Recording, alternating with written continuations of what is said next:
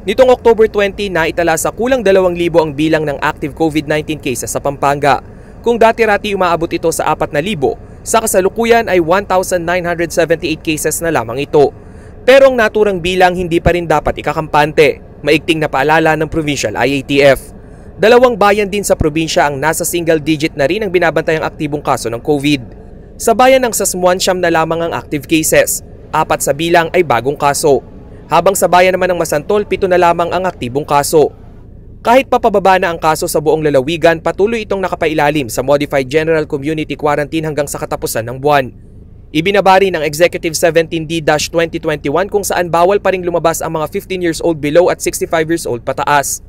Pinahihintulutan naman na ang 70% dining capacity sa mga restaurant. Maging ang mga non-resident ng lalawigan ay maaari nang bumisita o pumasyal basta't sila'y fully vaccinated, walang sintomas ng COVID-19 o may maipakikita na local o foreign vaccination card. Minsan nang nagpaalala si Vice Governor Lilia Pineda para sa agarang pagdedeklara ng health condition ng mga kabalen na nakararamdam ng sintomas ng COVID. Ito umano ang isa sa mga paraan upang maagapan ang pagkalat at paglala ng COVID-19. Pero po kung maaga pa, nagpapatingin na kayo, hindi po tayo gagastos ng ganong milyon para po magamot kayo. At minsan po, nagbayad ka ng 1 milyon, kalating milyon, patay pa po ang kapamilya nyo na may COVID. Nagpaalala naman ng World Health Organization na makinig sa payo ng mga medical expert at huwag mag-self-medicate.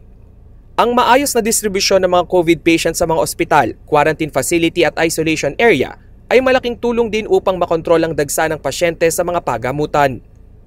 If your healthcare workers are saying you need to go into hospital, please go into hospital. If your healthcare workers are saying you're good enough to go into a step-down facility, please oblige. Don't stay put in a hospital because those beds are needed for severe cases. Rainiel Pawid, CLTV News.